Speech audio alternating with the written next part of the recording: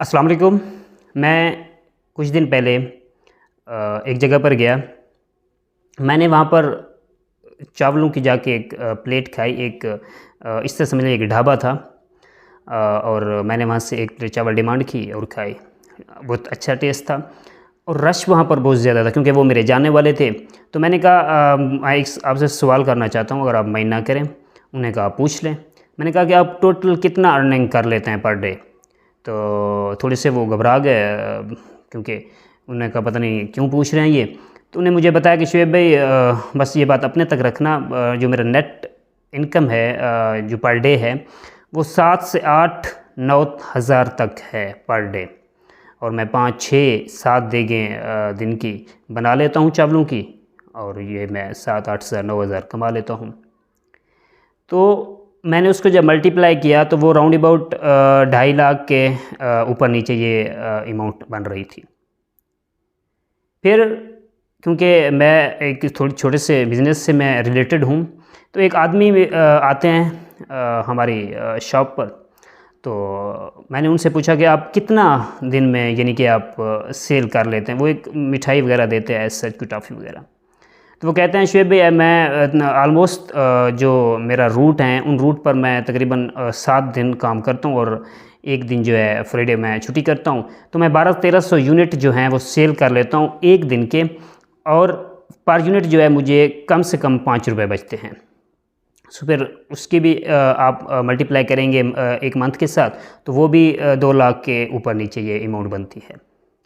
याद रखें, चावल वाले से जब मैंने पूछा कि आपकी इन्वेस्टमेंट कितना है, तो उसने मुझे बताया कि शुएब भाई मैं जाकर, क्योंकि मेरा इलाका है, मेरे जो ताल्लुकदार हैं, मैं उनसे यानी कि शाम को आइटम्स चावल वगैरह के उठाता हूँ, सुबह उनको सेल करता हूँ और शाम को जाके पैसे देता हूँ और अगले दिन के मैं आइटम उठा लेता हूँ। इट मीन्स दैट कि मेरी ज़ीरो इन्वेस्टमेंट है जो मैं ख़ुद से नहीं करता।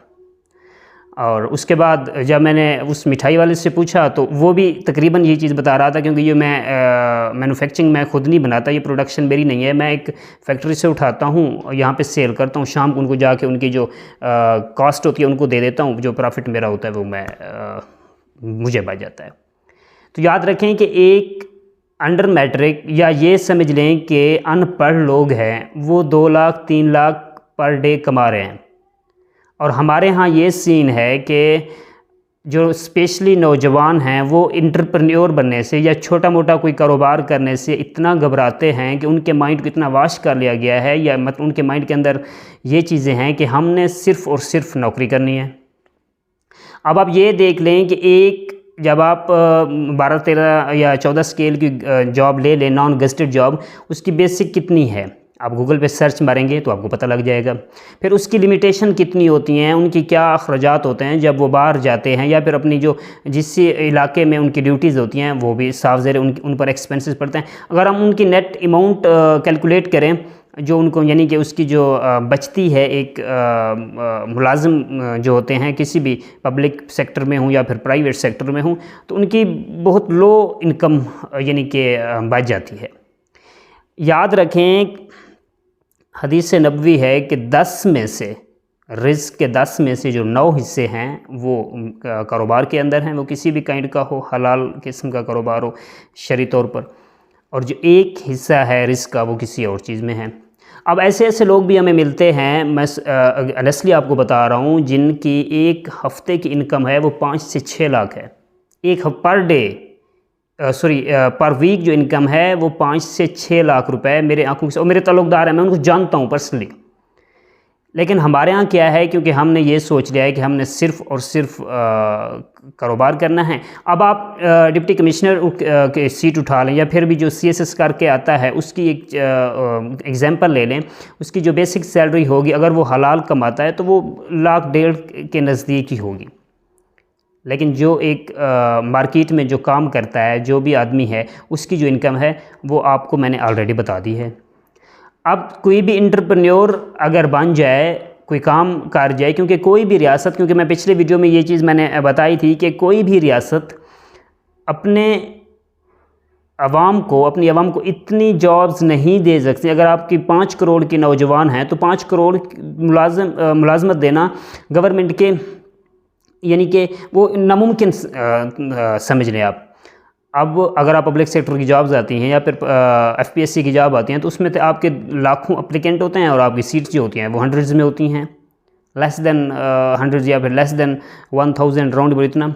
तो आप ये देख लें कि हमारे नौजवानों को चाहिए कि आप कोई ना कोई काम करें।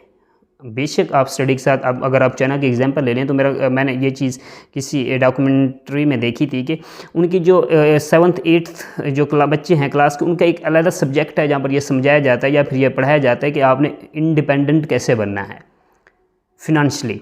तो वो काम भी करते हैं और पढ़ाई भी करते हैं और अपने जो सेल्फ़ इनकम जो वो कमाते हैं तो वो साफ ज़ाहिर है उनकी मुल्क तरक्की भी कर रहा है। तो हमें ये चाहिए कि मैं डीमोटिवेट नहीं कर रहा अपने नौजवान लोगों को, नौजवान लोगों को, आप बिल्कुल काम के साथ साथ जो जॉब्स है वो भी करते रहें, लेकिन आप साथ साथ कोई एक्सपीरियंस लेते रहें। कोई प्राइवेट सेक्टर से हट के या पब्लिक नौकरियों से हट के आप कोई भी काम भी कर सकते हैं, किसी ना किसी बिज़नेस में जाकर कुछ ना कुछ सीख सकते हैं और ये आपके लिए फ़ायदेमंद है। लिहाजा अगर हम यूं ही चलते रहे, क्योंकि आने वाले जो दिन हैं जब हम अपनी मुल्क की फिनंशियली कंडीशन देखते हैं या इकोनॉमी चेक करते हैं, तो जो आने वाले दिन हैं वो क्राइसिस के अंदर हैं। मेरा ख्याल है कि शायद जॉब्स ना होने के बराबर हों, अनफॉर्चुनेट ऐसे, क्योंकि जिस तरह के हमें हुक्मरान मिले हैं।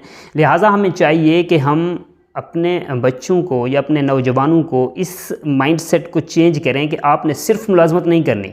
अगर आप मुलाजमत से हट के भी आपके अपने कुछ ना कुछ टारगेट होने चाहिए जो आप अचीव कर रहे हैं और उस अचीव करने की कोशिश करें। मैं एक मेरा एट द एंड में आपको एक चीज़ बता दूं, एक नया एक मूवी है इंडिया की, वहाँ पे एक सीएम बनता है एक दिन के लिए और इस सीएम के बनने के बाद फिर वो जो मीडिया फर्दर आवाम पब्लिक से पूछते हैं कि आप ये बताएं कि किसको सीएम होनी चाहिए। तो साबिक कहते हैं कि जो उनका एक हीरो है, मुझे उसका नाम एग्जैक्ट याद नहीं है, तो वो होना चाहिए, वो होना चाहिए, वो होना चाहिए। तो एक जाके स्पीकर रखता है, एक लड़का होता है नौजवान क्रिकेट का, तो वो पैड वगैरह बांध रहा होता है, तो उसे पूछता है कि किसको सीएम होना चाहिए, वो डायरेक्ट कहता है कि टेंडुलकर को। That is a commitment.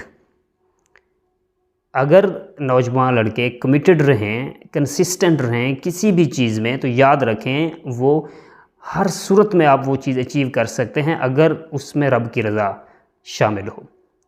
तो उम्मीद करता हूँ मैं कि मैं किसी को डिमोटिवेट नहीं कर रहा, मैं हरगिज़ ऐसा नहीं कह रहा, लेकिन जो हमारा सिस्टम है हमारे मुल्क का, वहाँ पर सबको मुलाजमत देना इस तरह पॉसिबल नहीं है, क्योंकि सब जो होते हैं, यानी कि अगर 20 सीट्स आई हैं या 50 सीट आई है, वहाँ पर एप्लीकेंट हज़ारों होते हैं, हज़ारों तो यानी कि रिकमेंड नहीं हो सकते।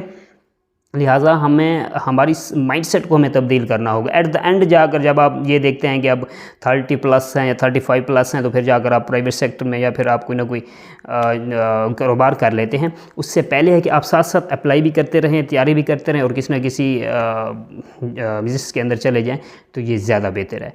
इंशाअल्लाह मेरे नौजवान मेरी बात को होपफुली के माइंड नहीं करेंगे। इंशाअल्लाह आने वाले जो दिन हैं हम उम्मीद तो कर सकते हैं कि पाकिस्तान के अंदर अच्छे होंगे, और जिन जिन लड़कों की ख्वाहिश है, जो वो समझते हैं, इंशाअल्लाह सबको नौकरियां भी मिलेंगी और इंशाअल्लाह खुशहाली होगी। खुदा हाफिज़।